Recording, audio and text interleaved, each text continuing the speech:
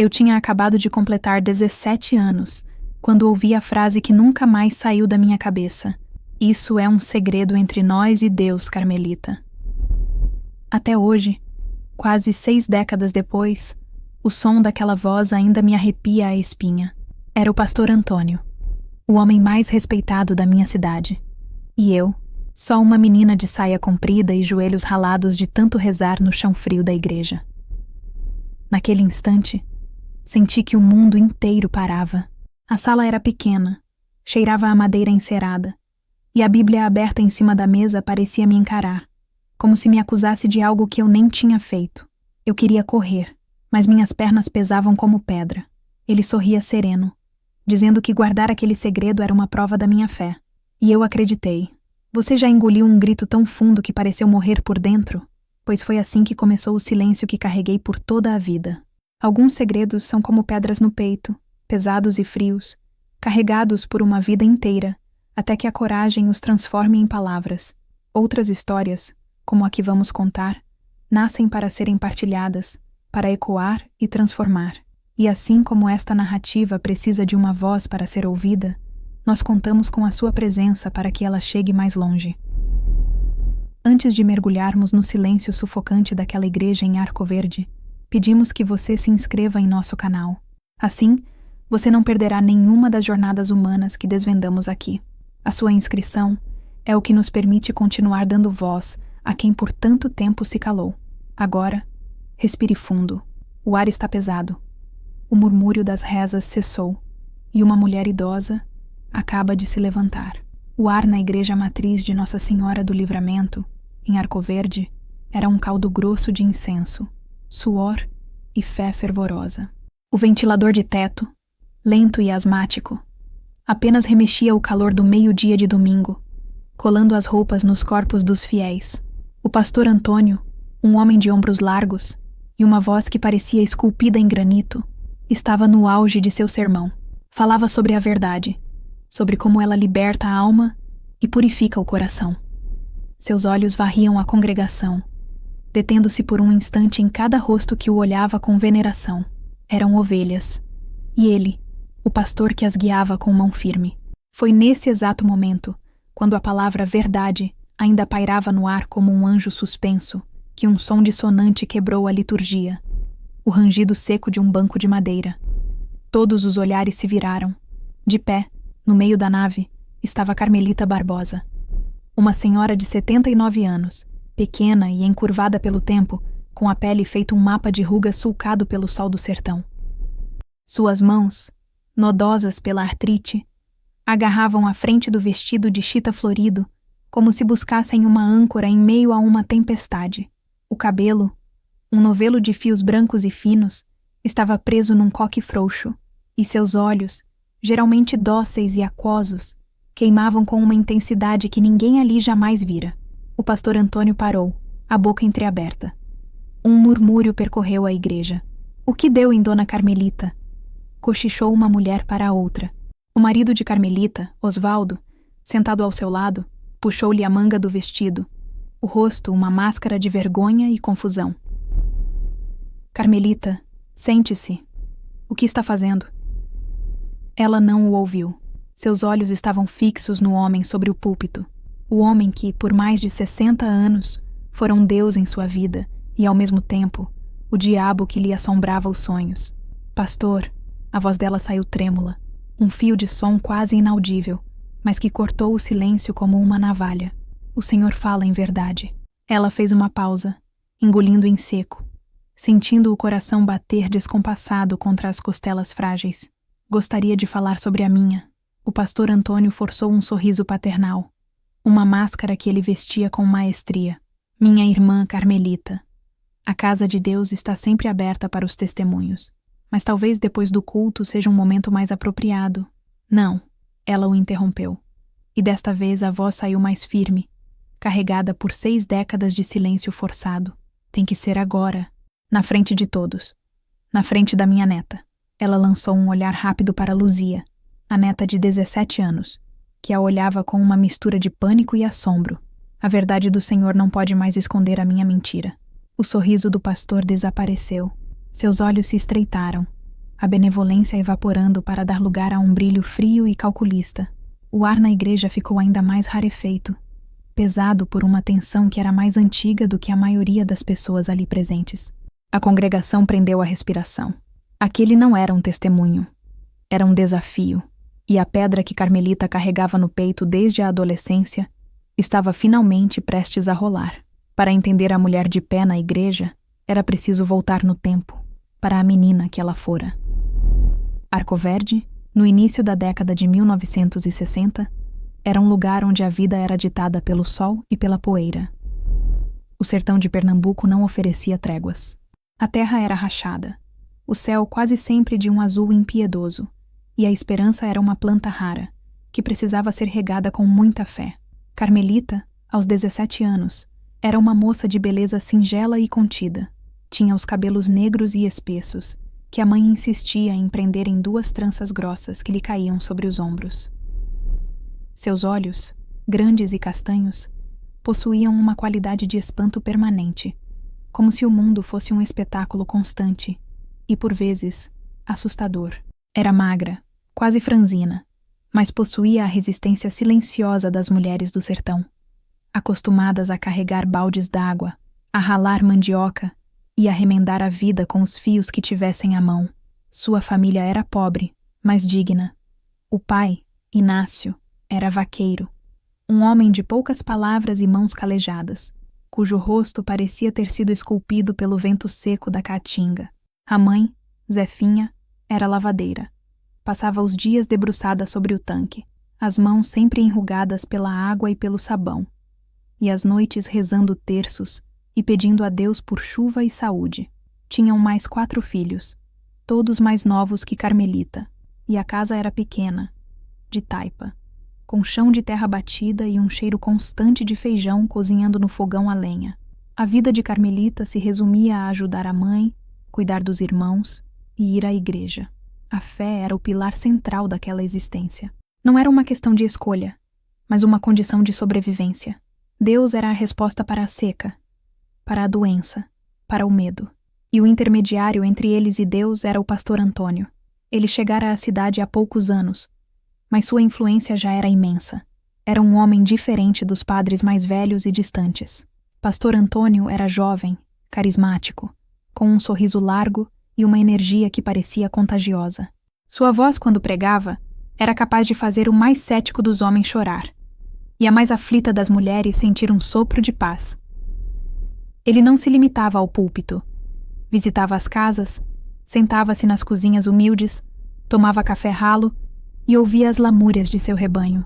Conhecia cada família pelo nome, cada criança por sua travessura. Para a família de Carmelita, o pastor Antônio era um santo.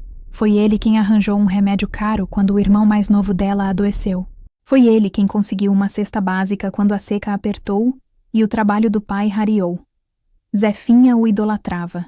É um homem de Deus, minha filha, dizia para Carmelita. Um anjo que o Senhor nos enviou. E Carmelita acreditava. Como não acreditar? Quando o pastor Antônio olhava para ela, com aqueles olhos penetrantes e um sorriso que parecia guardar um segredo bondoso, ela se sentia especial. Ela, uma menina simples, filha de um vaqueiro, notada por um homem tão importante. Ele a elogiava por sua dedicação no coro da igreja, por sua ajuda na limpeza do salão. Você tem uma luz especial, Carmelita. Ele lhe disse uma vez, tocando-lhe o ombro de leve. Uma alma pura. Deus tem grandes planos para você. Naquela época, a pureza era tudo o que uma moça tinha a oferecer. Era seu dote, seu orgulho, sua identidade. E Carmelita, com a inocência de seus 17 anos, sentia o peito se encher de um orgulho devoto. Ela faria de tudo para não decepcionar a Deus. E, por extensão, faria de tudo para não decepcionar o homem que falava em seu nome. Mal sabia ela que a luz que ele via nela não era para ser celebrada, mas para ser consumida.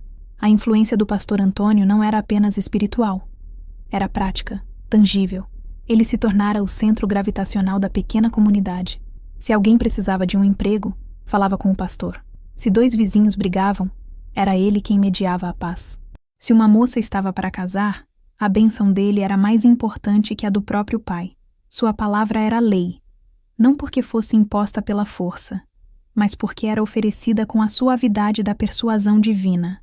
Ele construiu sua reputação com cuidado, tijolo por tijolo, organizava campanhas de caridade, fundou uma pequena escola de alfabetização para adultos nos fundos da igreja e, mais importante, oferecia uma escuta atenta. No sertão, onde a vida era uma luta solitária, ser ouvido era um luxo. O pastor Antônio oferecia esse luxo de graça. Carmelita observava tudo com admiração. Ela era uma de suas ajudantes mais dedicadas. Aos sábados, passava a tarde inteira na igreja, limpando os bancos, polindo os castiçais de latão e arrumando os inários. Era um trabalho que a fazia sentir-se importante, mais perto do sagrado. Era nesses momentos, quando a igreja estava vazia e silenciosa, que o pastor costumava aparecer. No início, as conversas eram inofensivas. Ele perguntava sobre sua família, sobre seus sonhos. Carmelita, tímida, confessou que sonhava em ser professora, embora soubesse que era um sonho distante para uma moça em sua condição. Não há nada distante para quem tem fé, minha filha, ele respondeu com a voz aveludada. A fé move montanhas, lembra-se. E a sua fé é especial.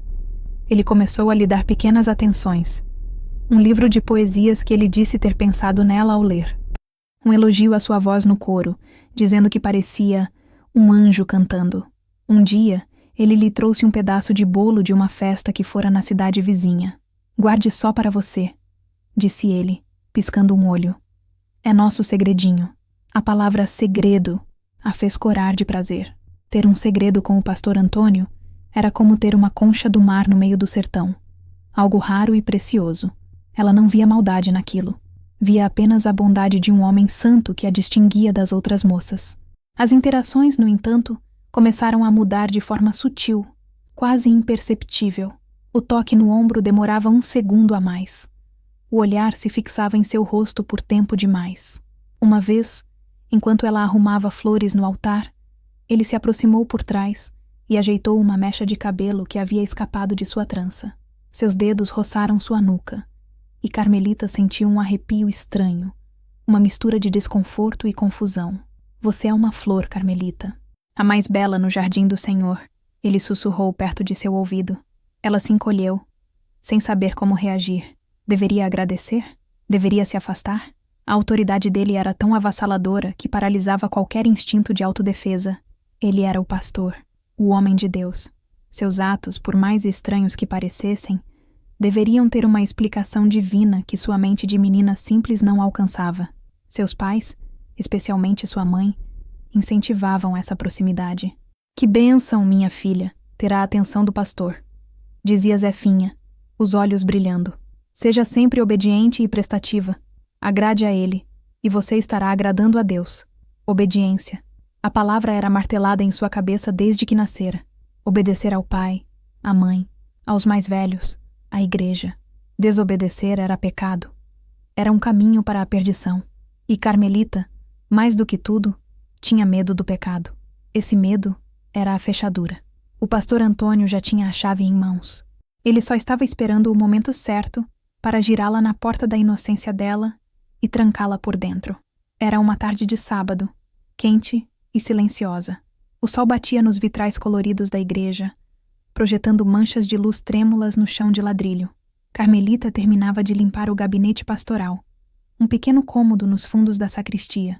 O cheiro era de livros velhos, madeira encerada e da água de colônia que o pastor sempre usava. Ela espanava a estante abarrotada de bíblias e livros teológicos quando ele entrou, fechando a porta atrás de si. O clique suave da fechadura ecoou no silêncio. Carmelita, que bom que ainda está aqui, disse ele, a voz baixa e íntima. Preciso conversar com você. Ela se virou, o pano de pó na mão. Pois não, pastor. Ele não se sentou atrás da grande mesa de madeira escura. Em vez disso, caminhou até ela, parando tão perto que Carmelita podia sentir o calor que emanava de seu corpo. Ele a olhava de um jeito que ela nunca tinha visto antes, um misto de intensidade e uma estranha melancolia. Eu tenho observado você, Carmelita, começou ele. Sua devoção, sua pureza, é algo raro. Deus me fala sobre você em minhas orações. O coração dela acelerou. Fala, pastor. O que ele diz? Ele diz que você tem um coração puro demais para este mundo e que, às vezes, os corações mais puros precisam passar por provas especiais. Provas de fé que só os escolhidos são capazes de suportar. Ele estendeu a mão e tocou seu rosto, o polegar traçando a linha de sua mandíbula. O toque era diferente de todos os outros. Não era paternal. Era inquisidor, possessivo. Carmelita congelou, o corpo inteiro rígido de confusão e um medo primordial que começava a brotar em seu estômago. Que prova, pastor? Ela gaguejou. O silêncio. Ele respondeu, os olhos fixos nos dela. Existem coisas que acontecem entre Deus e suas almas escolhidas que não podem ser compreendidas pelos outros. São mistérios sagrados. E a maior prova de fé é guardar esses mistérios no coração, sem questionar, sem contar a ninguém. Ele se inclinou, e o mundo de Carmelita pareceu encolher, resumindo-se àquele pequeno gabinete, ao cheiro de sua colônia e ao medo crescente. Ele segurou seu queixo com delicadeza, mas com uma firmeza que não admitia recusa. Seus lábios tocaram os dela. Foi um toque rápido, seco, mas que a incendiou de vergonha e pavor. Ela tentou recuar, mas ele segurou seus ombros. Não tenha medo, minha filha. Ele sussurrou, a voz agora um veneno doce. Isso não é pecado. É uma bênção. Uma forma de comunhão que só os puros podem receber. Eu sou um instrumento de Deus. O que eu faço, faço em nome dele. A mente de Carmelita entrou em parafuso. Bênção? Comunhão? Aquilo não parecia uma bênção. Parecia sujo, errado. Mas a voz dele era tão convincente, a autoridade dele tão absoluta. Ele usava o nome de Deus como um escudo e uma arma. Ninguém pode saber disso. Ele continuou, o tom agora mais duro, avelado de ameaça. Se você contar, ninguém acreditará em você. Dirão que você é uma mentirosa, uma pecadora tentando manchar o nome de um homem de Deus. Sua família sentiria uma vergonha que os destruiria. Você entende, Carmelita? Seu pai perderia o respeito. Sua mãe adoeceria de desgosto. Este é o nosso segredo. A sua prova de fé. Se você for fiel e silenciosa, Deus a abençoará. Se você falar... Ele deixou a frase morrer no ar, mas a implicação era clara como o dia. Ruína. Ele a soltou. Carmelita cambaleou para trás, esbarrando na estante de livros. Sentia o gosto amargo do medo na boca. Não era uma bênção. Era uma armadilha. Uma jaula invisível cujas grades eram feitas de fé, medo e vergonha. Agora vá, ele disse, voltando à sua persona pastoral, a voz novamente calma e controlada. E lembre-se do que conversamos. Que a paz do Senhor esteja com você. Carmelita saiu do gabinete como um autômato. Atravessou a igreja vazia, as manchas de luz colorida no chão parecendo zombar dela. Ao sair para o sol ofuscante da rua, ela sentiu como se tivesse envelhecido 10 anos naqueles 10 minutos. A menina que entrara na igreja para limpar o pó havia morrido naquele gabinete. Em seu lugar, saía uma mulher que acabara de aprender o peso esmagador de um segredo imposto em nome de Deus. Os dias que se seguiram foram um borrão de angústia. Carmelita movia-se pela casa como uma sombra. A comida não tinha gosto, as cores do mundo pareciam desbotadas, e as risadas de seus irmãos mais novos soavam como um eco distante de uma vida que não era mais a sua. O segredo era uma presença física, uma bola de chumbo alojada em sua garganta que a impedia de respirar direito. Ela tentava rezar, como sua mãe a ensinara a fazer em momentos de aflição, mas as palavras pareciam ocas, vazias. Como poderia falar com um Deus que, segundo o pastor, havia sancionado aquilo? A imagem do rosto do pastor, seus olhos, sua voz sussurrando, é uma bênção. Assombrava-a dia e noite. O sono tornou-se um refúgio incerto, frequentemente interrompido por pesadelos confusos em que ela estava presa em uma igreja escura, gritando sem que nenhum som saísse de sua boca. Sua mãe notou a mudança. O que você tem, menina? Anda mais quieta que bicho do mato, Zefinha comentou um dia, enquanto torcia a roupa no tanque.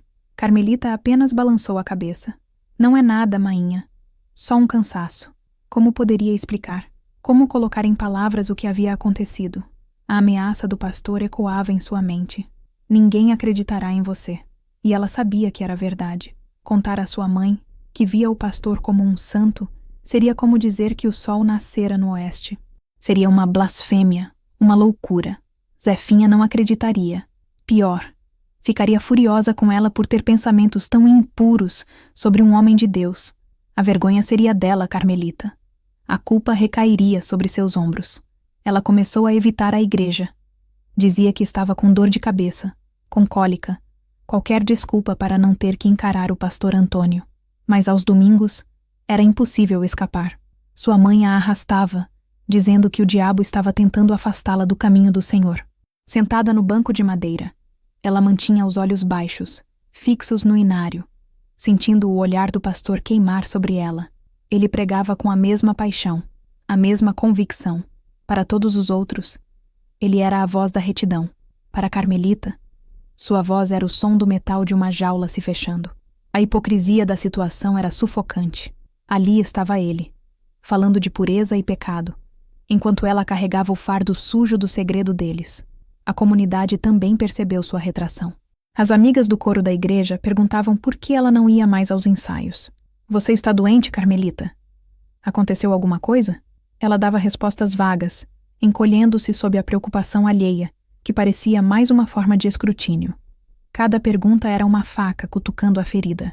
O pastor, por sua vez, agia com uma normalidade assustadora. Quando a encontrava, cumprimentava-a com o mesmo sorriso paternal de sempre, às vezes na frente de seus pais. Como está a nossa jovem mais devota? Ele perguntava. E Zefinha e Inácio se enchiam de orgulho. Carmelita apenas murmurava uma resposta, o coração martelando, sentindo-se cúmplice de uma farsa que a consumia por dentro. Aquela normalidade era a parte mais cruel da tortura. Ele a havia encurralado, e agora agia como se nada tivesse acontecido, deixando-a sozinha para lidar com o caos que ele criara em sua alma. O silêncio a isolou. Ela estava numa ilha de medo e vergonha, cercada por pessoas que amava, mas a quem não podia recorrer. O segredo não era apenas algo que ela guardava, tornou-se o que ela era. A pureza que o pastor tanto elogiara sentia-se manchada, irremediavelmente perdida, e a fé, que antes era seu conforto e sua bússola, transformou-se em uma fonte de tormento. O Deus que ela conhecera, um Deus de amor e justiça, parecia ter sido substituído por um cúmplice silencioso de seu predador. 1 ano se passou. A angústia de Carmelita não diminuiu, mas se transformou. Assentou-se no fundo de sua alma como a poeira fina do sertão, cobrindo tudo com uma camada de resignação melancólica. Ela aprendeu a usar uma máscara de normalidade, a sorrir quando era preciso, a falar quando lhe dirigiam a palavra. Mas seus olhos haviam perdido o brilho da juventude. Foi nesse período que Osvaldo entrou em sua vida. Ele era pedreiro, um rapaz de 20 e poucos anos, vindo de uma cidade vizinha para trabalhar na construção de uma nova escola. Era o oposto do pastor Antônio. Enquanto o pastor era feito de palavras suaves e sorrisos calculados, Osvaldo era feito de silêncio, cimento e sol. Era um homem robusto, de pele queimada e mãos que pareciam grandes e desajeitadas para qualquer coisa que não fosse assentar tijolos. Falava pouco, e quando o fazia, era de forma direta, quase abrupta. Não tinha a lábia dos rapazes da cidade que tentavam cortejar as moças com versos e promessas. Osvaldo não prometia nada além de trabalho duro. Eles se conheceram na venda do seu Damião. Carmelita fora comprar querosene para o lampião, e ele estava no balcão, bebendo uma garrafa de guaraná, o rosto coberto de pó de cimento. Seus olhares se cruzaram por um instante. Ele não sorriu, apenas a observou com uma curiosidade quieta, como se ela fosse uma parede que ele estivesse medindo para construir. Nos dias seguintes, ele começou a passar em frente à casa dela no final da tarde, a caminho de sua pensão. Nunca dizia nada, apenas caminhava devagar, olhando de esguelha. Carmelita, sentada na soleira da porta com seus irmãos, sentia o olhar dele, mas fingia não notar. Foi o pai dela, Inácio, quem quebrou o gelo. Vendo Osvaldo passar mais uma vez, chamou-o. Moço, quer entrar para tomar um copo d'água? O calor está de matar. Osvaldo, surpreso, aceitou. Sentou-se na cadeira de balanço na pequena sala de estar, desajeitado, o corpo grande demais para o ambiente modesto. Respondeu às perguntas de Inácio sobre o trabalho, sobre sua família. Carmelita trouxe-lhe a água num copo de alumínio. Quando ela lhe entregou o copo, seus dedos se tocaram por um segundo. A mão dele era áspera como uma lixa, mas quente. Aos poucos, O cortejo começou. Um ritual sertanejo, lento e formal. Osvaldo pedia permissão a Inácio para visitar Carmelita aos domingos à tarde. Eles se sentavam na sala, sob o olhar vigilante de Zefinha, e trocavam poucas palavras. Ele falava sobre a obra. Ela falava sobre o tempo. Para Carmelita, a presença de Osvaldo era um alívio estranho. Ele não exigia nada dela emocionalmente. Sua quietude era um refúgio da intensidade manipuladora do pastor. Com Osvaldo, não havia segredos, nem palavras com duplo sentido. Havia uma solidez, uma previsibilidade que lhe parecia segura. Ele era como um muro de tijolos, forte, impenetrável e sem surpresas. Ela não sentia por ele o arrebatamento que lia nos romances de cordel, mas via nele uma rota de fuga. Casar-se com Osvaldo significaria sair da casa dos pais, construir sua própria vida e, acima de tudo, criar uma distância física e social do pastor Antônio. O casamento era uma fortaleza onde ela poderia se esconder. Quando Osvaldo, depois de meses de visitas silenciosas, pediu sua mão a Inácio, Carmelita aceitou sem hesitar. Sua mãe ficou radiante. É um bom rapaz, trabalhador. Vai te dar uma vida segura, disse Zefinha. Carmelita não discordou. Segurança era exatamente o que ela buscava.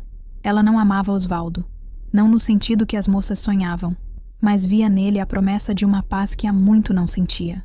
Ele era o muro que ela construiria ao redor de si mesma, para se proteger do fantasma que vivia na igreja. Ela se casaria com a solidez, na esperança de que, com o tempo, a solidez pudesse curar a fratura que carregava na alma. O casamento foi simples. Uma pequena celebração no quintal da casa dos pais de Carmelita. O pastor Antônio presidiu a cerimônia. Vê-lo ali, falando sobre a união sagrada, sobre amor e fidelidade, foi uma tortura para Carmelita. Ela manteve os olhos fixos em Osvaldo durante todo o tempo, usando a presença sólida dele como um escudo. O pastor, ao abençoá-los, apertou a mão dela e a olhou nos olhos. Um brilho de posse em seu olhar. Que Deus abençoe esta união e a mantenha sempre fiel aos seus caminhos, disse ele. E a palavra fiel soou para Carmelita como um lembrete de seu pacto de silêncio. Eles se mudaram para uma pequena casa que Osvaldo construíra com as próprias mãos no outro lado da cidade. Tinha 2 cômodos, um quintal de terra batida e uma cisterna. Para Carmelita, aquele pequeno espaço era seu reino, seu santuário. Ali, ela estava longe do olhar vigilante da mãe e, mais importante, da sombra do pastor. A vida de casada se instalou com a monotonia de uma garoa fina. Osvaldo saía para o trabalho antes do sol nascer e voltava ao entardecer, coberto de poeira e cansaço. Jantavam quase sempre em silêncio.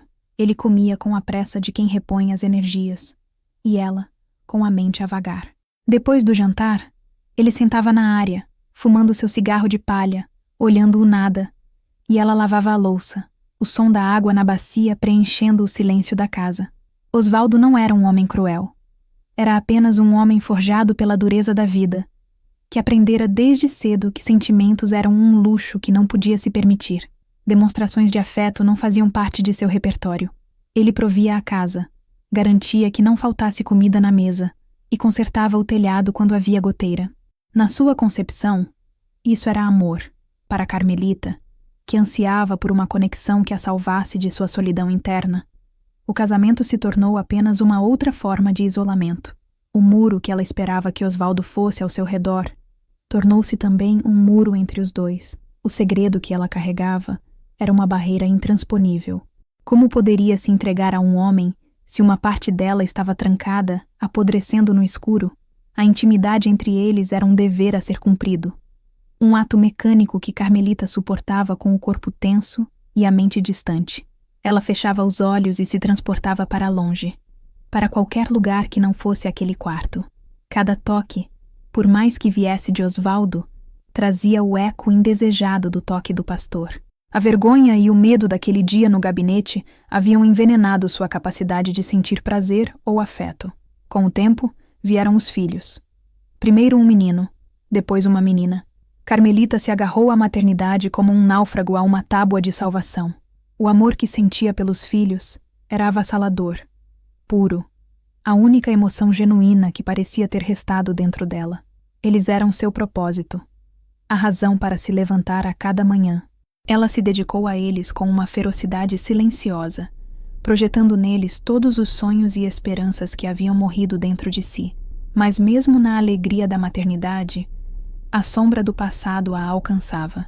Ela se tornou superprotetora, especialmente com a filha. O medo de que algo semelhante pudesse acontecer com ela era um terror constante. Ela evitou ao máximo levar os filhos à igreja do pastor Antônio, inventando desculpas, frequentando outras capelas mais distantes quando podia. Osvaldo, que não era particularmente religioso, não se importava, mas Zefinha, sua mãe, a repreendia. Você está se afastando de Deus, Carmelita, e está afastando seus filhos. A casa que deveria ser um refúgio era, na verdade, uma casa de silêncios. O silêncio de Osvaldo, incapaz de verbalizar emoções. O silêncio de Carmelita, aprisionada por um segredo inconfessável. E o silêncio entre os dois. Um abismo de coisas não ditas, de sentimentos não compartilhados. Viviam juntos, mas separados, cada um em sua própria ilha de solidão, unidos apenas pela rotina e pelos filhos, que eram a única ponte entre eles. Os anos se passaram como o vento seco do sertão, levantando a poeira do tempo e a depositando sobre tudo. As crianças cresceram. As rugas de Carmelita se aprofundaram e os cabelos de Osvaldo embranqueceram. A vida em Arcoverde mudou lentamente.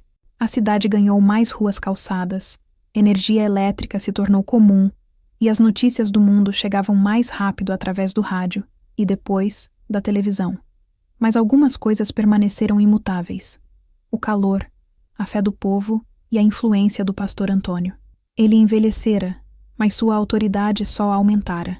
Tornou-se uma instituição na cidade, uma figura patriarcal cuja bênção era procurada por políticos e comerciantes.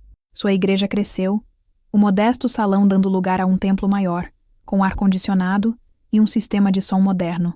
Sua voz, agora um pouco mais grave pela idade, continuava a trovejar do púlpito, falando de moral, família e salvação.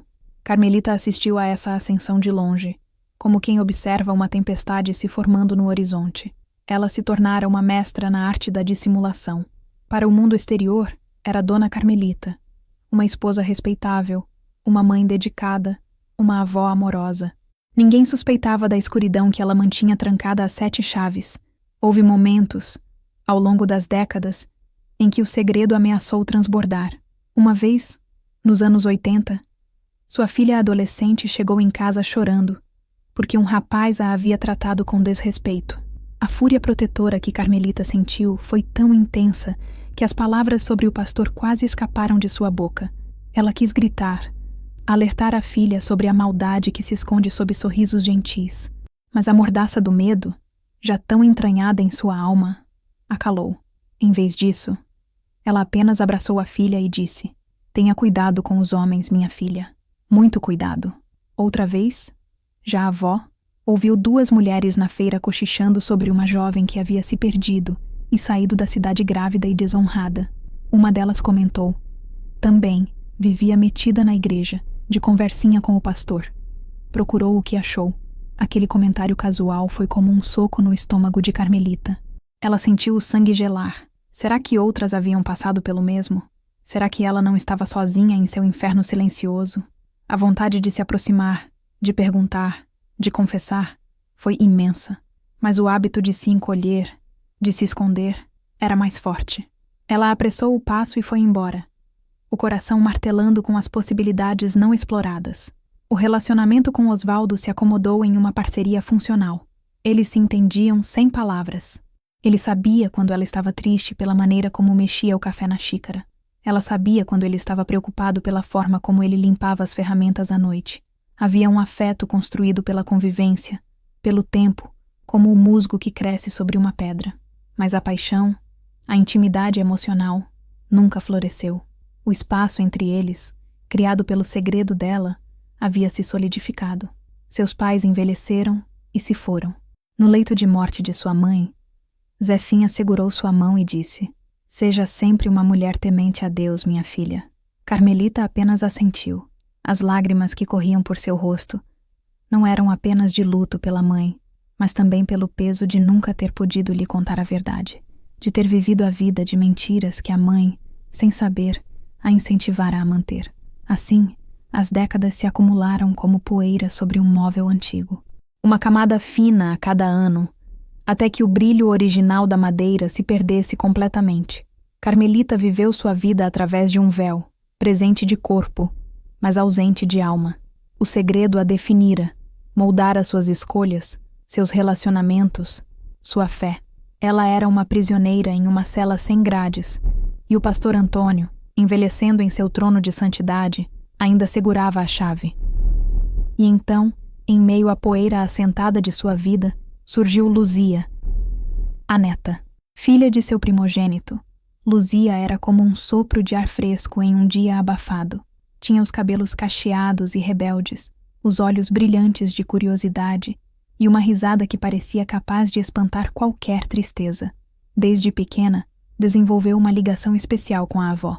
Enquanto outras crianças se impacientavam com a lentidão dos mais velhos, Luzia adorava passar as tardes na casa de Carmelita. Sentava-se na cozinha, observando a avó fazer bolo de fubá, e fazia perguntas sobre tudo. Vó, por que o céu é azul? Vó, como era quando a senhora era menina? Vó, a senhora já se apaixonou de verdade? Carmelita, que passara a vida se esquivando de perguntas, encontrava na curiosidade inocente da neta um porto seguro.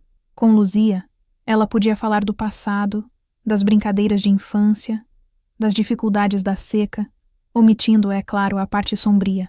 Contar histórias para a neta era como revisitar uma versão de si mesma que ela pensava ter perdido para sempre. Luzia cresceu e se tornou uma jovem inteligente e questionadora.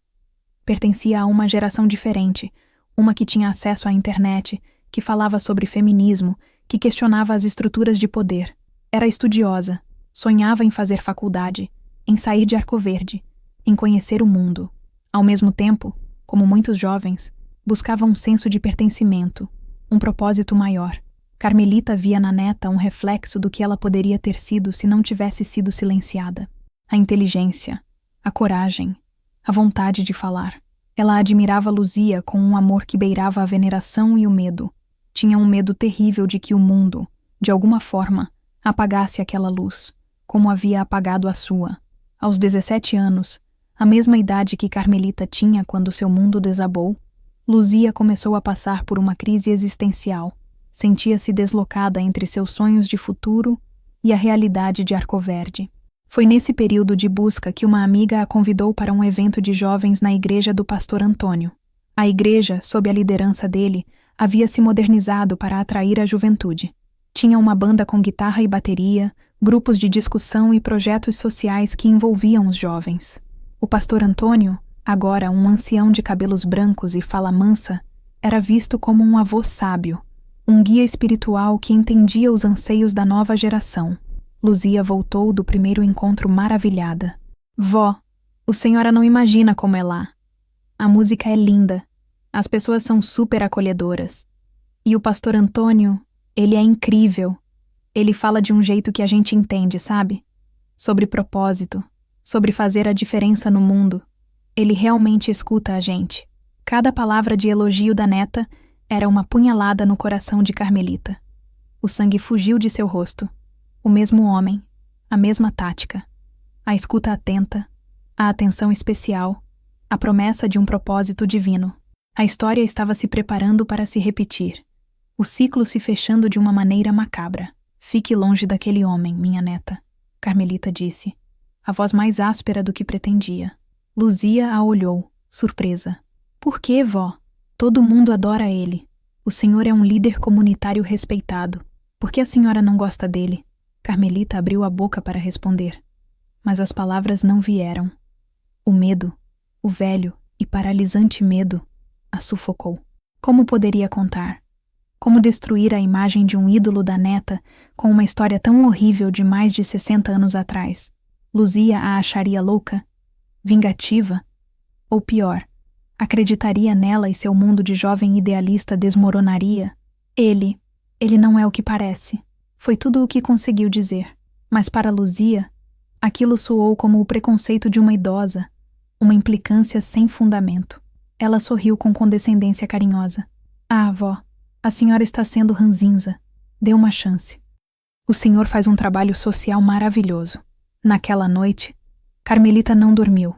A imagem de sua Luzia, com seus 17 anos, olhos brilhantes e cheios de esperança, entrando naquela mesma igreja, sendo recebida pelo mesmo sorriso, pela mesma voz, era um pesadelo que se desenrolava diante de seus olhos.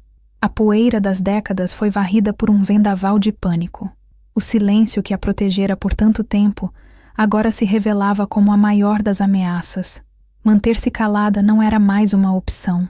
O silêncio não protegeria Luzia. O silêncio a entregaria ao lobo. A decisão de Luzia de se juntar à igreja do pastor Antônio foi a gota d'água que fez transbordar um reservatório de dor e raiva contido por 62 anos. A figura frágil e resignada de Carmelita começou a rachar, e por baixo da superfície, algo antigo e feroz despertou. Era a menina de 17 anos, não mais assustada, mas furiosa, exigindo justiça. O medo, que fora seu companheiro constante, não desapareceu, mas agora tinha um concorrente à altura, o amor protetor por sua neta. Esse amor era mais forte, mais urgente. A ideia de Luzia passar por qualquer coisa remotamente parecida com o que ela passou era intolerável. Uma abominação que precisava ser impedida a qualquer custo. Carmelita começou a observar Luzia com uma atenção febril. Notava o brilho nos olhos da neta quando ela falava sobre os novos amigos da igreja, sobre os projetos, sobre as conversas com o pastor. Luzia contou animada que o pastor a havia convidado para ajudá-lo a organizar os arquivos antigos da igreja.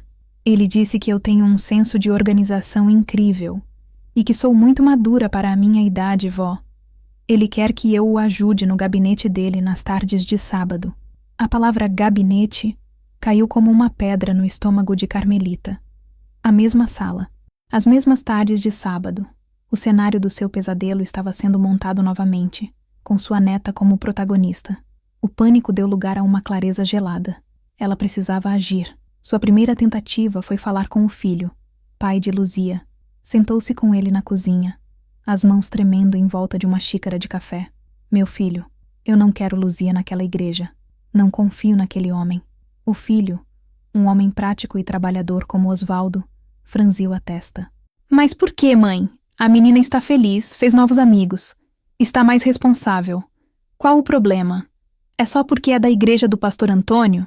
Ele não é quem vocês pensam. Ela insistiu, a voz embargada. Mãe, o pastor Antônio é uma instituição. A senhora tem alguma prova do que está falando? Ou é só uma implicância antiga? Prova. Que prova ela tinha? Apenas sua memória, sua palavra. Uma palavra que fora silenciada por mais de meio século. Contra a reputação impecável de um homem poderoso. Ela recuou, derrotada. Percebeu que alertas vagos não funcionariam. Seria preciso mais. Seria preciso a verdade nua e crua. Os dias que se seguiram foram uma tortura. Carmelita mal comia, mal dormia. Passava horas sentada na cadeira de balanço, o olhar perdido no horizonte, travando uma batalha interna monumental. De um lado, o medo arraigado da vergonha, do descrédito, da humilhação pública, o medo de destruir a paz de sua família, de manchar a memória de seus pais. Do outro, a imagem de Luzia, sorridente e inocente, caminhando em direção à armadilha.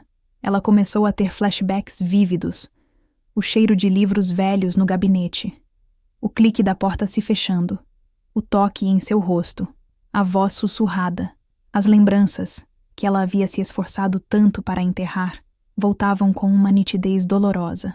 Às vezes, no meio da noite, ela acordava com o coração acelerado, o corpo coberto de suor frio, como se tivesse acabado de escapar daquela sala. A brasa que o pastor havia tentado apagar com medo e vergonha nunca se extinguira por completo. Permanecera ali, latente, sob as cinzas de décadas de silêncio. E o amor por Luzia foi o sopro que a fez encandecer novamente. A raiva, uma raiva justa e purificadora, começou a queimar o medo. Ela percebeu que o silêncio não a havia protegido. Havia apenas adiado o confronto. O silêncio a transformara numa cúmplice passiva, permitindo que o predador continuasse a usar sua máscara de santidade por todos aqueles anos. Quantas outras? A pergunta que a assombrara na feira, anos atrás, voltou com força total. Uma tarde, enquanto varria o quintal, Ela parou e olhou para as próprias mãos, agora enrugadas e manchadas pelo tempo. Eram as mãos de uma velha, mas dentro dela, a menina de 17 anos gritava, e pela primeira vez na vida, Carmelita decidiu que iria ouvi-la. Ela iria dar a essa menina a voz que lhe fora roubada. Não importava o custo. Proteger Luzia valia qualquer preço. A decisão estava tomada. Ela não sabia como, nem quando, mas sabia que iria falar. O tempo da resignação havia acabado. O tempo da verdade havia chegado. Tomar a decisão foi como escalar o pico de uma montanha. Mas ao chegar ao topo, Carmelita viu que havia um abismo à sua frente. Como colocar a decisão em prática? As palavras estavam presas em sua garganta, enferrujadas por décadas de desuso. A ideia de simplesmente confrontar o pastor ou sua família parecia impossível, como tentar derrubar uma parede com as próprias mãos. Ela precisava de um ensaio, um pequeno ato de rebelião para testar suas próprias forças. A oportunidade surgiu de forma inesperada. A igreja do pastor Antônio estava organizando sua campanha anual de arrecadação de alimentos, um evento de grande visibilidade na cidade. Todos os anos, Osvaldo, por insistência de Carmelita no passado para manter as aparências, fazia uma doação generosa em nome da família. Naquele ano, quando Osvaldo chegou em casa com o envelope timbrado da igreja, Carmelita o interceptou. "Este ano não vamos doar", ela disse, a voz surpreendentemente firme. Osvaldo a olhou, confuso. "Como assim não vamos doar? Doamos todos os anos. É para ajudar os necessitados." "Existem outras maneiras de ajudar os necessitados", ela retrucou, pegando o envelope da mão dele e o rasgando em dois. "Nosso dinheiro não entra mais naquela igreja." A reação de Osvaldo foi de choque. Em mais de 50 anos de casamento, Carmelita nunca o havia desafiado de forma tão direta. Ela sempre fora dócil, concordando com a cabeça, evitando conflitos. "Você enlouqueceu, mulher. O que deu em você? Qual o problema com a igreja?" "O problema é o pastor." Ela explodiu, e a força de sua própria voz a assustou. "Eu não quero mais nada que venha daquele homem ou daquela igreja." Eles tiveram a maior discussão de suas vidas. Osvaldo não entendia a razão daquela hostilidade súbita e violenta. Carmelita, por sua vez, não conseguia explicar. Ela apenas repetia, como um mantra: "Eu tenho minhas razões, e você vai ter que confiar em mim." A discussão não resolveu nada, mas algo mudou dentro de Carmelita. Ela havia dito não. Havia se oposto ao marido, à tradição, à pressão social. Havia rasgado o envelope. Foi um ato pequeno, quase insignificante para o mundo, mas para ela foi um terremoto. Foi a primeira vez que sua vontade prevaleceu sobre o medo. Ela sentiu um calafrio de poder, uma sensação que não experimentava desde a infância. Encorajada, ela deu um passo adiante. Decidiu que precisava de uma aliada. Sua mente se voltou para Helena, uma viúva que morava no fim da rua. Helena era da sua idade, frequentara a mesma igreja na juventude, mas há muitos anos se afastara, tornando-se reclusa e, segundo as más línguas, amarga. Carmelita sempre sentira uma afinidade silenciosa com a tristeza nos olhos de Helena, uma solidão que espelhava a sua. Com o coração batendo forte, ela caminhou até a casa de Helena em uma tarde quente. A casa era sombria, as janelas quase sempre fechadas. Carmelita bateu na porta, a mão hesitando por um momento. Helena abriu a porta, o rosto desconfiado. "Carmelita, o que faz aqui?" "Posso entrar? Preciso conversar com você." Carmelita pediu, a voz baixa. Intrigada, Helena a deixou entrar. A casa cheirava a mofo e a solidão. Sentaram-se na sala pequena e escura.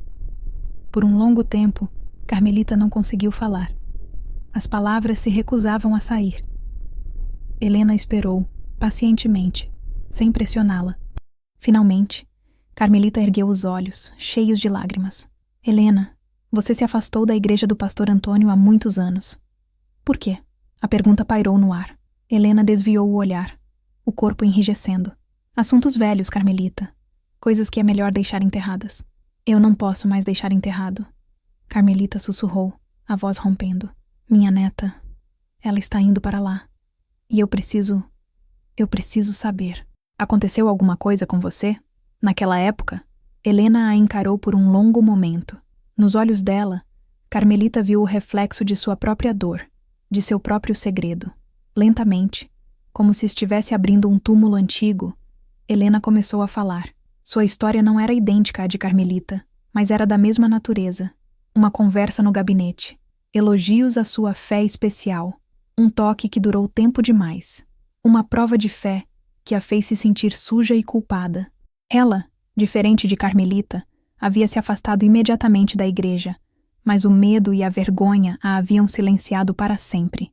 Enquanto Helena falava, Carmelita chorava.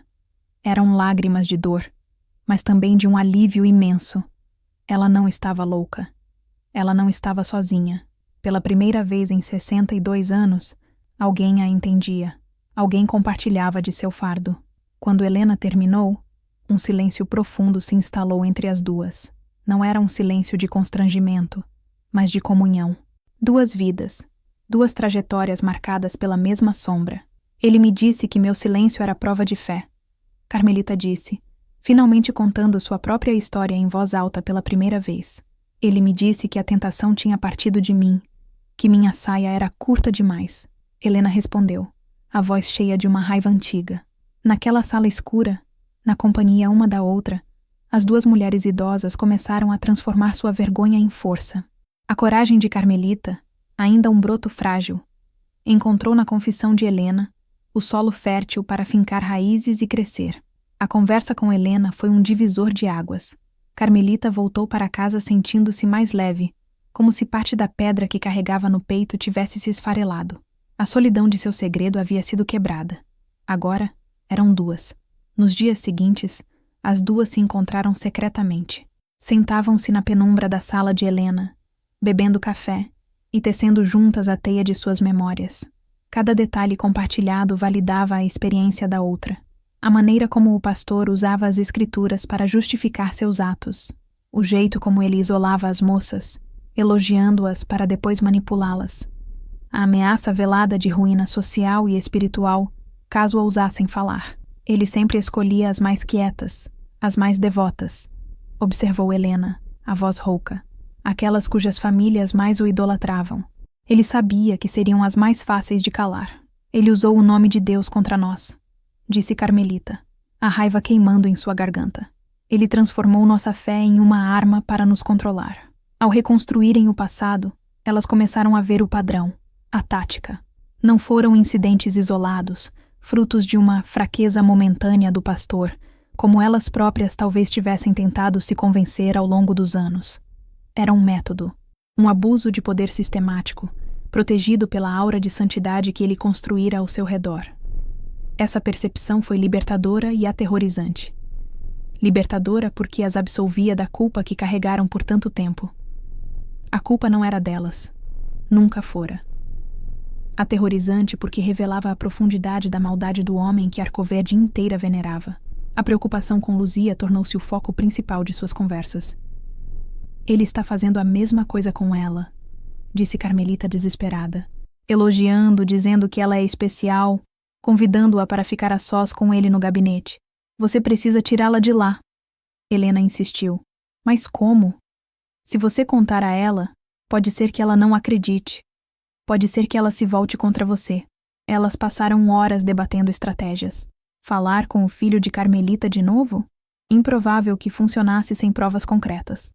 Tentar uma denúncia anônima? Seria facilmente descartada. Confrontar o pastor em particular? Ele negaria tudo e as pintaria como duas velhas cenes e maldosas. Não, disse Carmelita, após um longo silêncio, uma expressão de determinação endurecendo seu rosto. Não pode ser no escuro. Não pode ser em segredo. Foi no segredo que ele nos aprisionou. É na luz que temos que expô-lo. Helena a olhou, os olhos arregalados. O que você quer dizer? Eu vou falar, disse Carmelita, a decisão se solidificando em cada fibra de seu ser. Vou falar na frente de todo mundo, na casa dele, na igreja. A audácia do plano deixou Helena sem fôlego.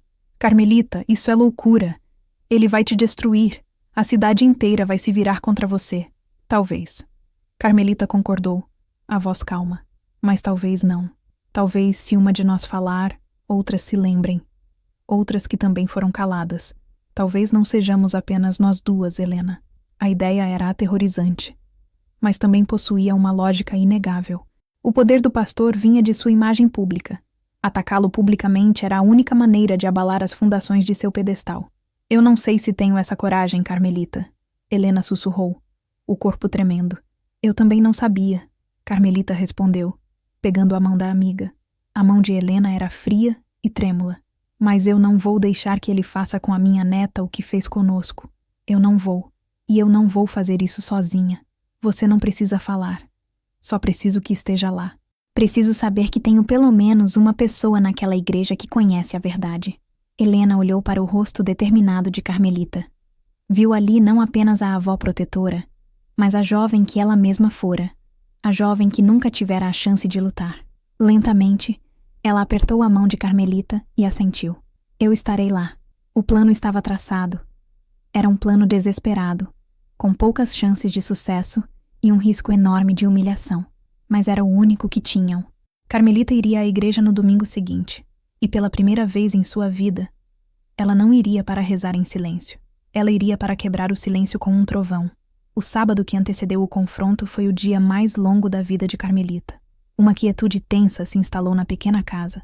Osvaldo, ainda ressentido pela discussão sobre a doação, mal falava com ela, comunicando-se através de monossílabos e grunhidos. Ele sentia que algo estava profundamente errado, mas sua incapacidade de navegar pelo terreno das emoções o impedia de perguntar.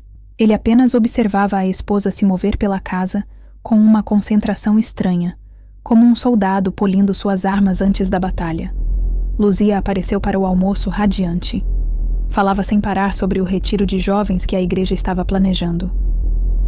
O pastor Antônio me colocou na comissão de organização, vó. Ele disse que confia no meu bom gosto para a decoração. Carmelita a ouvia, o coração apertado. Cada palavra entusiasmada da neta era um lembrete do que estava em jogo. Ela tentou mais uma vez de forma sutil. Minha filha, você tem certeza de que quer se envolver tanto assim? Tão rápido? Claro, vó. É uma oportunidade incrível, Luzia respondeu, sem perceber a angústia nos olhos da avó. A senhora devia ir à igreja amanhã. O sermão do pastor será sobre a importância da verdade na comunidade. A ironia era tão cruel que Carmelita sentiu vontade de rir e chorar ao mesmo tempo. Sim, ela disse, a voz baixa. Eu estarei lá. Naquela tarde, Luzia foi para a igreja, para a reunião de organização no gabinete do pastor. Carmelita ficou na janela, observando-a se afastar pela rua poeirenta, o cabelo cacheado balançando, a silhueta jovem e cheia de vida. O medo a atingiu com a força de um soco. E se ela estivesse errada? E se estivesse arriscando tudo por nada? E se sua atitude, em vez de proteger Luzia, acabasse por afastá-la para sempre? A dúvida a corroeu. Por um momento, ela pensou em desistir. Poderia simplesmente proibir Luzia de ir à igreja, mas sabia que proibições só aumentariam o fascínio da neta. O poder do pastor residia em sua capacidade de parecer a vítima, o porto seguro contra um mundo incompreensível. Para quebrar esse feitiço, era preciso expor o mágico, não apenas proibir o espetáculo. Ela passou o resto da tarde em um estado de torpor ansioso. Preparou o jantar, lavou a louça, realizou as tarefas domésticas no piloto automático, enquanto sua mente ensaiava o que diria. Não havia roteiro. As palavras teriam que vir do coração, da dor acumulada por 62 anos. À noite, deitada na cama ao lado de Osvaldo, que já roncava suavemente, ela não conseguiu pregar o olho. O escuro do quarto era povoado por fantasmas. O fantasma da menina assustada que ela fora. O fantasma da mulher silenciosa que se tornara. O fantasma do pastor, sorrindo em sua impunidade. Ela se levantou e foi até a cozinha. Sentou-se à mesa, no escuro, apenas com a luz da lua entrando pela janela. Olhou para o seu reflexo no vidro escuro, o rosto de uma velha, mas naquela noite, pela primeira vez, ela não sentiu pena daquela imagem. Sentiu uma espécie de orgulho. Aquele rosto sobrevivera. Aquela mulher sobrevivera. Ela havia carregado seu fardo em silêncio. Criara seus filhos, amara seus netos, apesar da ferida que nunca cicatrizou. Amanhã, ela não estaria falando apenas por si mesma, ou por Luzia, ou por Helena. Estaria falando por todas as mulheres que foram silenciadas. Por todas as meninas cuja luz fora ameaçada pela escuridão. Sua voz seria a voz delas. Uma calma estranha a invadiu. O medo ainda estava lá, Um nó frio no estômago, mas não a dominava mais.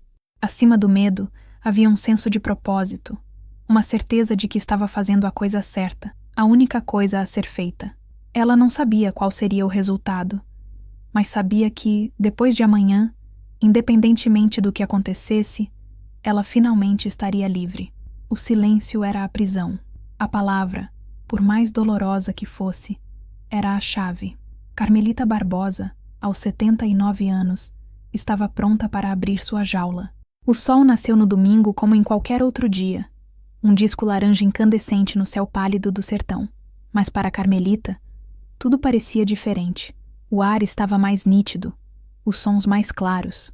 Era como se seus sentidos, embotados por décadas de dormência, tivessem despertado. Ela se levantou antes de todos, em silêncio. Escolheu seu vestido com cuidado, não o vestido preto, de luto, que usava com frequência, nem o bege, apagado, de ficar em casa.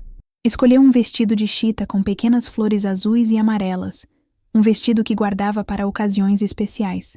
Queria se sentir viva, não uma vítima. Penteou os cabelos brancos e os prendeu num coque firme.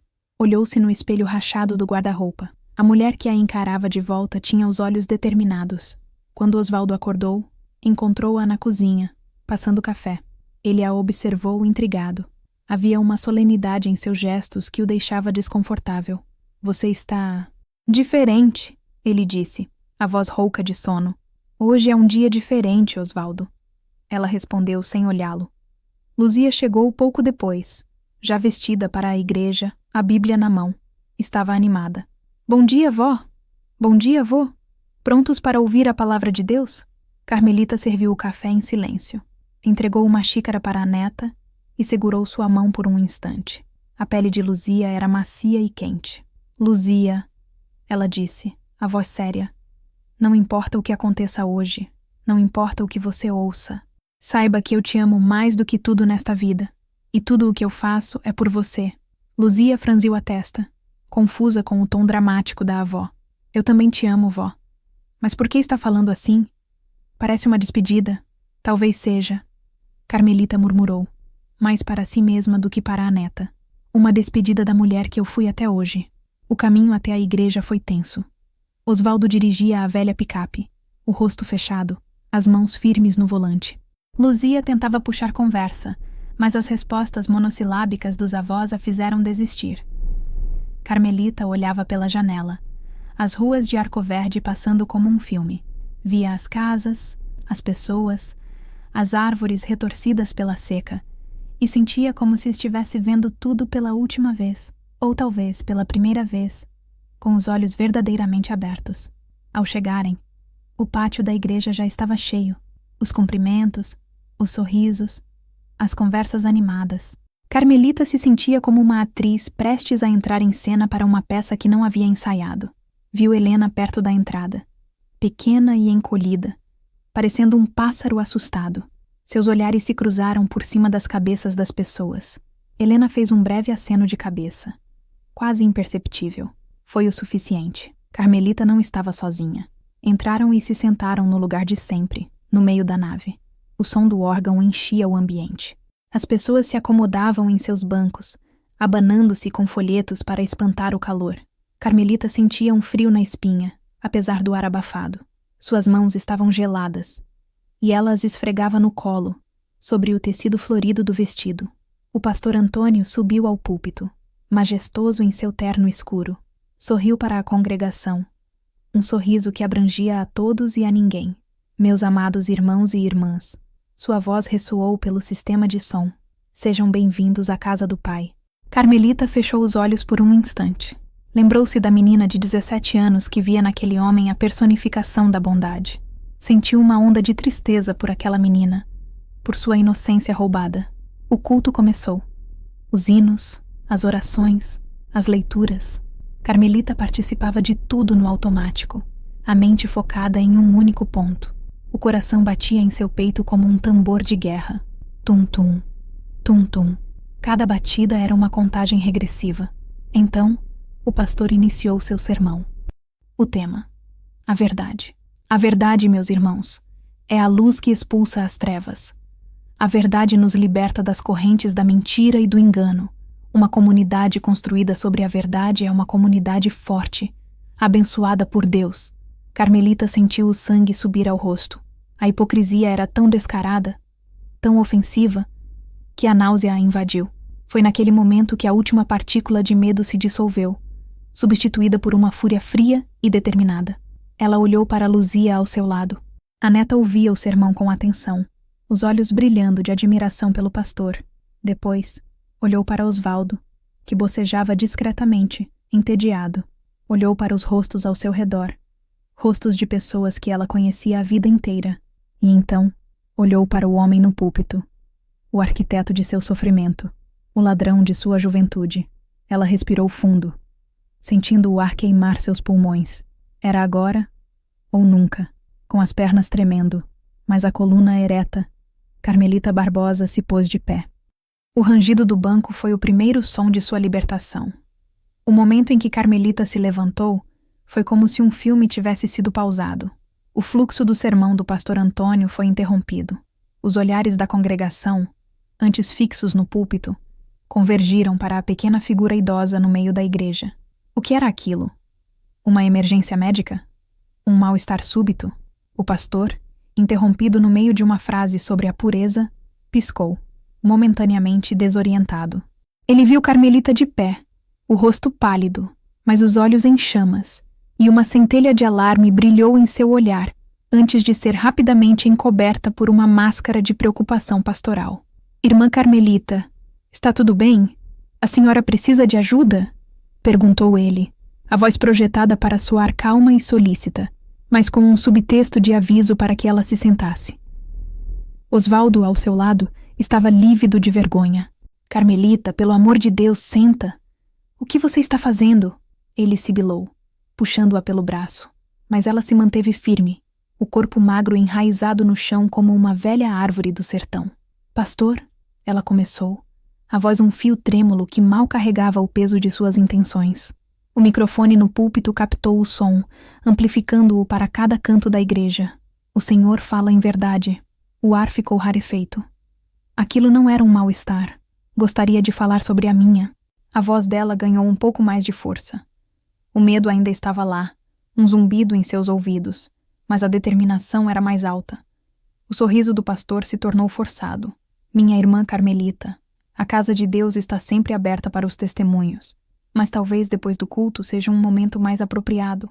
Não, ela disse, e a palavra soou como um tiro no silêncio expectante. A firmeza em sua voz surpreendeu a todos, inclusive a si mesma. Tem que ser agora. Na frente de todos, na frente da minha neta. Ela lançou um olhar para Luzia, cujo rosto era um retrato de confusão e pânico. A verdade do Senhor não pode mais esconder a minha mentira. O sorriso do pastor se desfez completamente. A máscara caiu, e por um segundo, o homem por trás do santo foi revelado, frio, zangado, acuado. Irmã Carmelita, eu peço que se sente e não perturbe o culto do Senhor. Era uma ordem, não um pedido, mas Carmelita não seria mais ordenada. Ela respirou fundo e começou a falar, as palavras jorrando como uma enchente represada por 62 anos.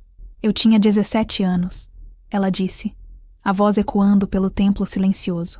Eu era uma menina que acreditava em Deus e no homem que falava em seu nome. Eu limpava esta igreja, cantava no coro e achava que servir ao pastor era servir a Deus. Murmúrios começaram a se espalhar pela congregação.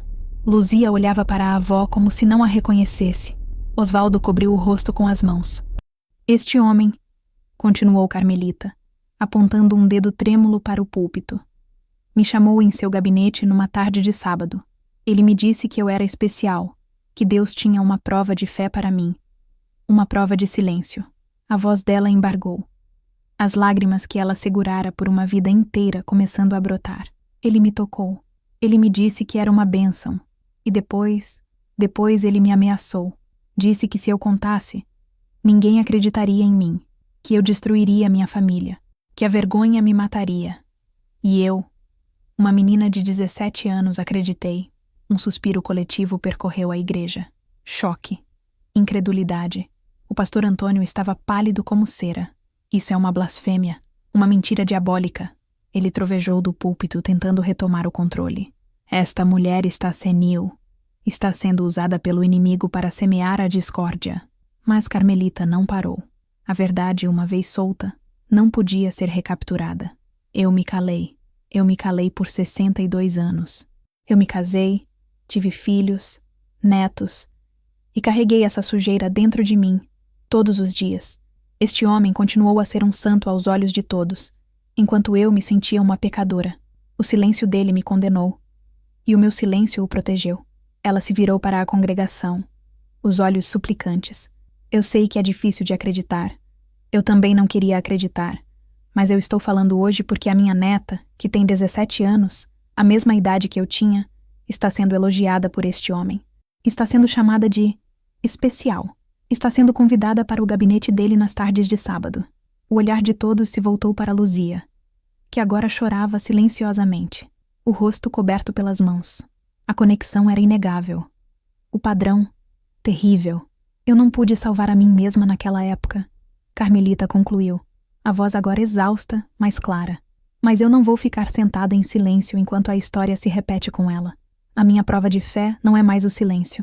A minha prova de fé, hoje, é esta verdade. Podem me chamar de louca, de mentirosa, mas eu sei o que aconteceu.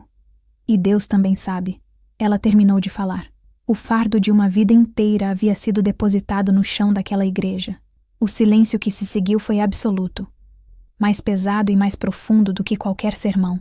Carmelita, tremendo, esgotada, finalmente se deixou cair no banco, o corpo exausto, mas a alma, pela primeira vez, em paz. O silêncio que se seguiu ao discurso de Carmelita foi uma entidade viva. Era um silêncio de choque, de processamento, de corações e mentes lutando para reconciliar a imagem do venerável pastor com a acusação monstruosa que acabara de ser feita. Por um instante eterno, ninguém se moveu, ninguém respirou. O pastor Antônio foi o primeiro a quebrar o feitiço. Ele agarrou o microfone, o rosto vermelho de fúria. Irmãos, não deem ouvidos a esta mulher perturbada. É uma calúnia, uma mentira vinda do próprio inferno para destruir a obra de Deus. Sua voz, geralmente tão controlada, estava estridente, beirando o desespero. Ele olhou para a congregação, buscando os rostos familiares, os seguidores leais que o defenderiam. E muitos estavam prontos para fazê-lo. Alguns já balançavam a cabeça em negação, olhando para Carmelita com desprezo. Que absurdo! Murmurou um diácono na primeira fila. Tantos anos de serviço a Deus para ser atacado assim. Mas antes que a narrativa do pastor pudesse se solidificar, algo aconteceu. Do outro lado da igreja, outra figura se levantou. Era Helena. Pequena, encurvada, quase invisível até aquele momento. Todas as cabeças se viraram em sua direção. Com a voz fraca, mas audível no silêncio mortal, ela disse, ela não está mentindo. O pastor Antônio congelou.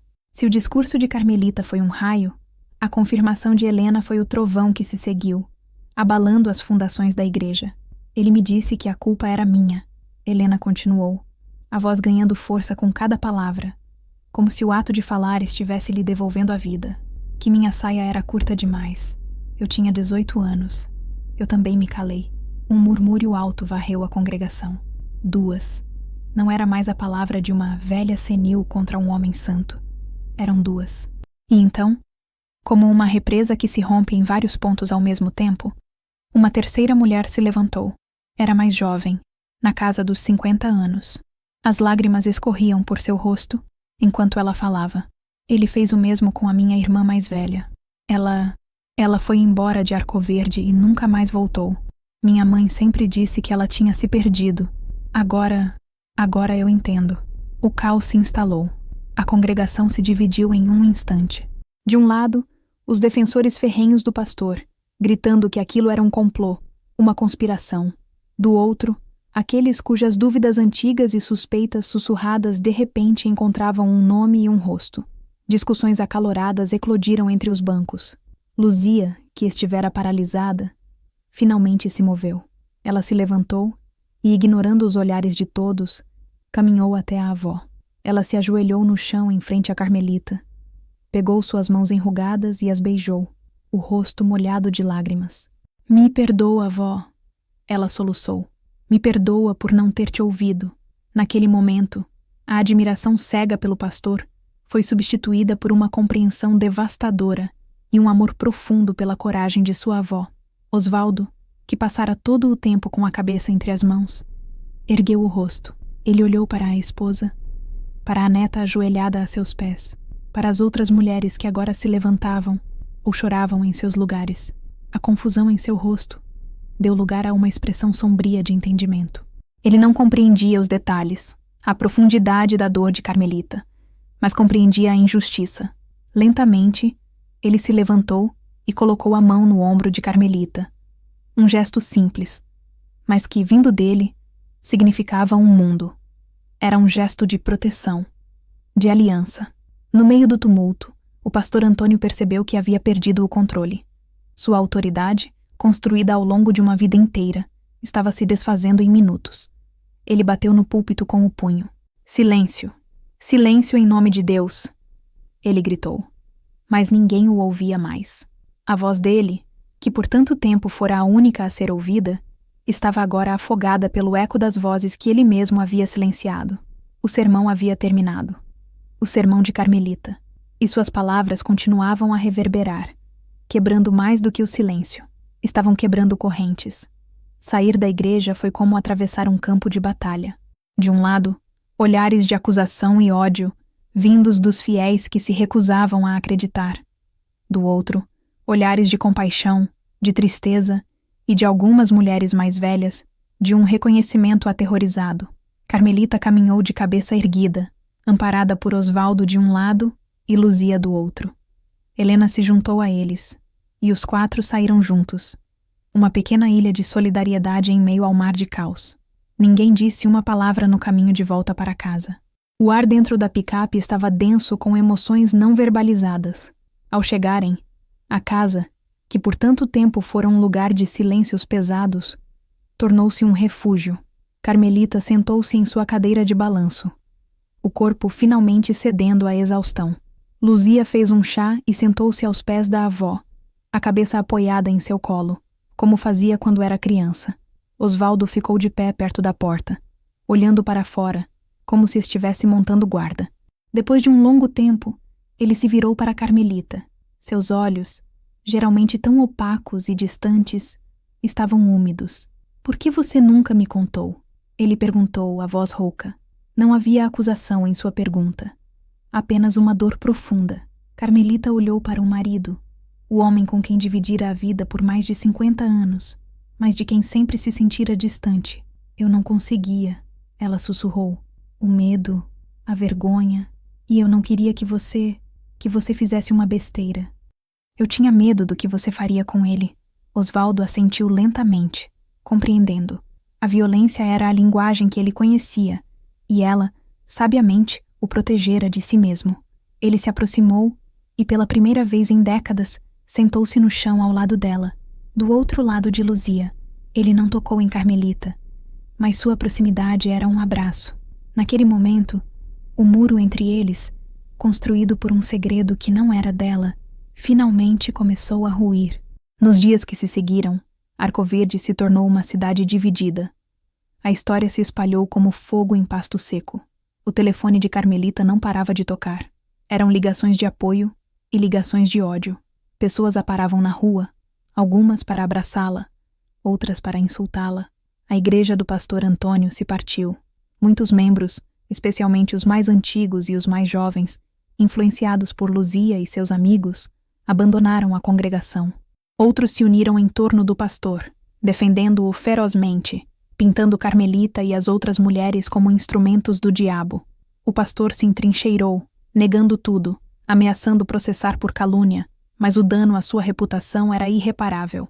A máscara de santidade havia sido arrancada, e mesmo aqueles que o defendiam o faziam agora com um grão de dúvida. Mais vozes surgiram. Mulheres, encorajadas pelo ato de Carmelita, começaram a compartilhar suas próprias histórias, não publicamente, mas entre si, em conversas sussurradas nas cozinhas, nos quintais. Uma rede invisível de solidariedade feminina começou a se formar. Eram histórias de toques acidentais, de conselhos inadequados no gabinete pastoral, de um padrão de comportamento que se estendia por gerações. Luzia tornou-se a maior defensora da avó. Ela usou sua familiaridade com a internet para espalhar a história para além das fronteiras de Arco Verde. Criou um grupo de apoio online, onde outras mulheres de outras cidades, que haviam tido experiências semelhantes em suas próprias igrejas, podiam compartilhar suas histórias anonimamente. A coragem de Carmelita havia acendido um pavio que se estendia muito além do que ela poderia imaginar. Para Carmelita, a maior cura vinha de sua própria casa. As conversas com Luzia, agora abertas e honestas, eram um bálsamo. Contar à neta toda a história, sem filtros, sem vergonha, foi como limpar a ferida de dentro para fora. E ver a admiração nos olhos de Luzia, em vez de julgamento ou pena, a fez perceber que não era uma vítima suja, mas uma sobrevivente corajosa. A poeira levantada pela explosão de domingo começava a assentar, revelando uma nova paisagem. Uma paisagem dolorosa, dividida, mas onde a verdade, finalmente, tinha um lugar ao sol. Os meses seguintes foram de uma lenta e dolorosa reconstrução, não apenas para Carmelita, mas para toda a comunidade. O escândalo havia forçado todos a escolherem um lado, e as linhas de fratura social em Arco Verde se tornaram mais nítidas. Famílias se dividiram. Amizades de uma vida inteira foram desfeitas.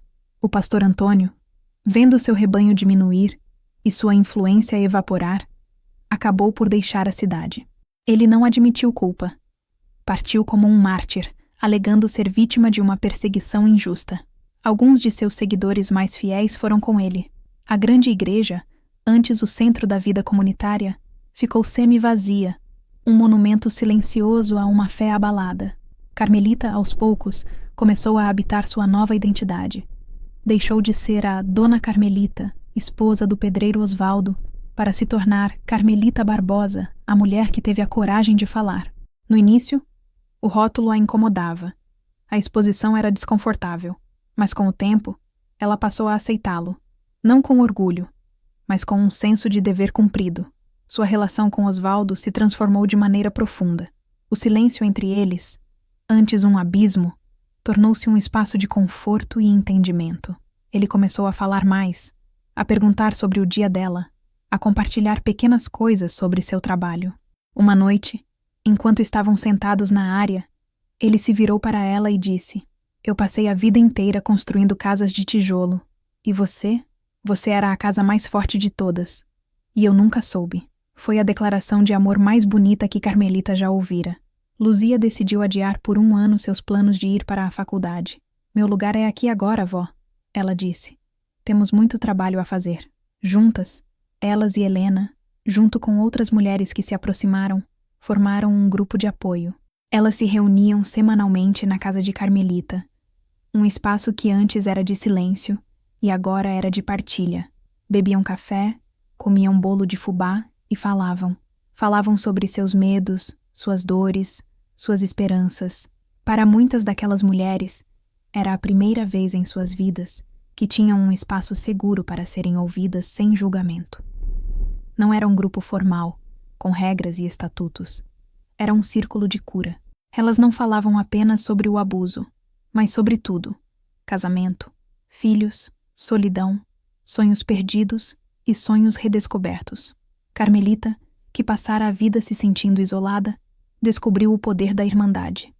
Descobriu que sua dor, embora única em seus detalhes, era parte de uma tapeçaria muito maior de experiências femininas. Um dia, uma jovem jornalista de um jornal de Recife veio a Arco Verde para entrevistá-la. Carmelita hesitou, mas Luzia a encorajou. "Sua história precisa ser ouvida, vó. Pode ajudar outras pessoas." A entrevista foi longa e difícil.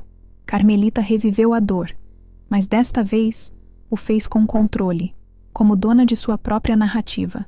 Quando a matéria foi publicada, com o título "A Voz do Silêncio do Sertão", a história de Carmelita alcançou um público ainda maior, inspirando debates sobre abuso de poder em instituições religiosas por todo o país. Carmelita não se via como uma heroína.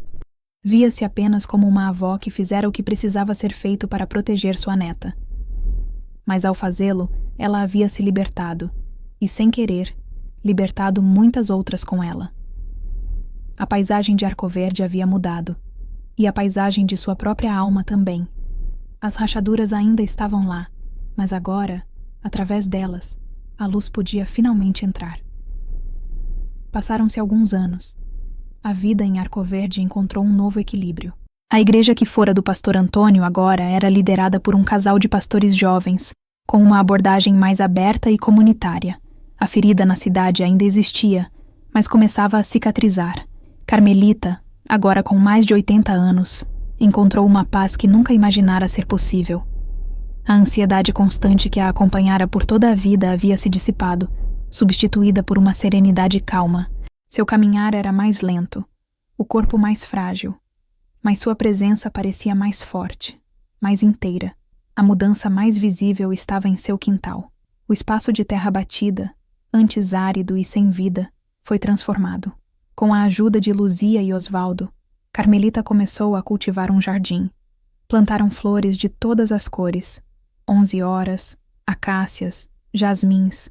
Plantaram ervas para chá, cidreira, hortelã, capim-santo, e plantaram uma pequena horta, com tomates, pimentões e coentro. O jardim se tornou o novo santuário de Carmelita. Todas as manhãs, ela saía com seu pequeno regador e cuidava de suas plantas. Conversava com elas, removia as folhas secas, celebrava cada novo botão que desabrochava.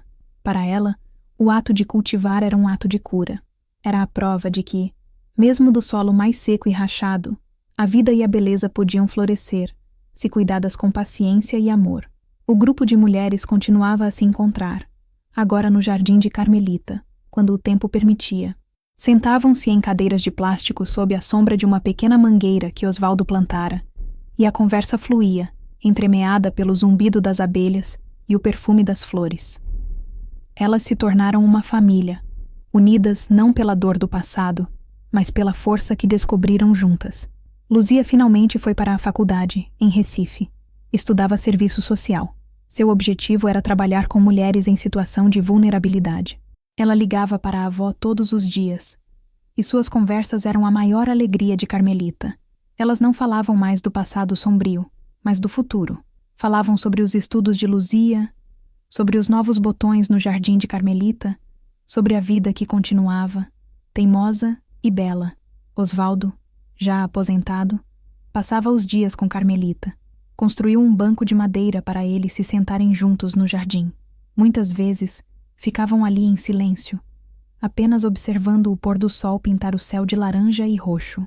Era um silêncio diferente do de antes. Não era um vazio, mas um espaço preenchido pela presença confortável um do outro, pela paz de uma vida inteira compartilhada e finalmente compreendida. Um dia, Luzia veio visitar de surpresa. Ela trouxe um presente para a avó. Era um pequeno caderno, com uma capa de couro. "É para a senhora escrever, vó", disse ela.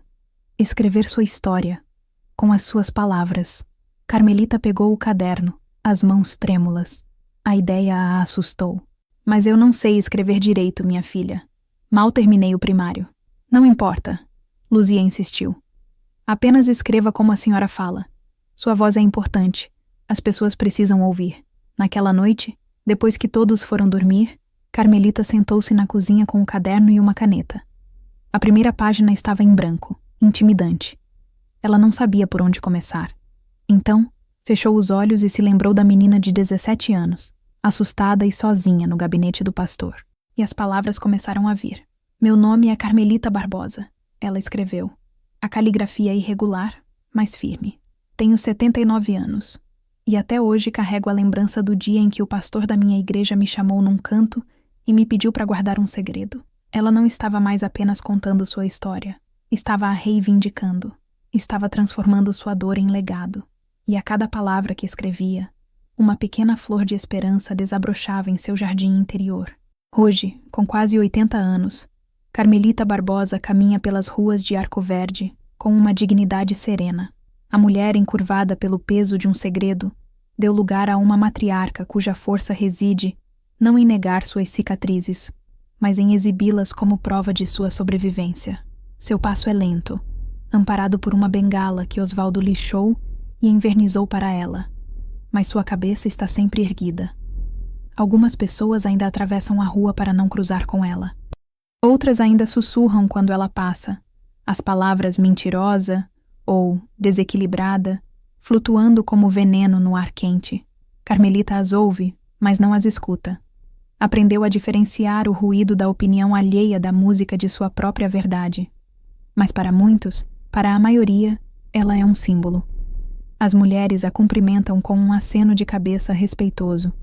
Os jovens, amigos de Luzia, a chamam de vó Carmelita, com um carinho que transcende o parentesco. Eles veem nela não a idosa que causou um escândalo, mas a mulher que lhes ensinou sobre a coragem de ser vulnerável, sobre a força que existe em dizer não mais. Seu maior orgulho é ver Luzia. A neta se formou com honras e voltou para Arco Verde. Ela não precisava. Tinha propostas de emprego na capital. Mas escolheu voltar. Fundou um pequeno centro de acolhimento para mulheres. Um espaço que oferece apoio jurídico, psicológico e, acima de tudo, uma escuta sem julgamentos. O centro se chama Jardim da Luz, em homenagem ao jardim e à avó que lhe ensinaram a florescer. A história de Carmelita, contada em seu caderno com sua caligrafia tremida, tornou-se um livro. Um pequeno livro, publicado por uma editora independente, que circula de mão em mão, especialmente no interior, dando voz a incontáveis outras carmelitas que permaneciam em silêncio. Ela nunca mais pisou em uma igreja. Sua fé, antes depositada nas paredes de um templo e na voz de um homem, migrou. Ela a encontra agora no perfume da terra molhada depois da chuva, na lealdade silenciosa de Osvaldo, na risada de Luzia, na beleza resiliente de uma flor desabrochando no solo seco do sertão. Sua comunhão é com a vida, em sua forma mais crua e verdadeira.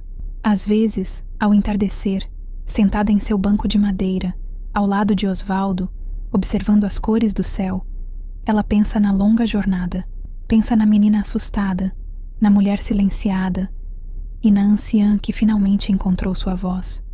Não há amargura em seu coração, apenas uma profunda gratidão pela segunda chance que a vida, através do amor por sua neta, lhe deu.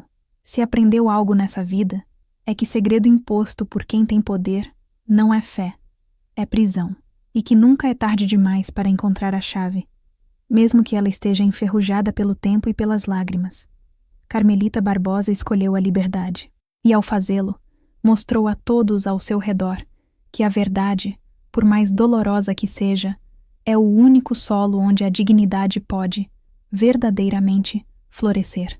A história de Carmelita nos lembra que toda voz importa, e que o ato de compartilhar uma verdade pode ter o poder de transformar não apenas uma vida, mas uma comunidade inteira.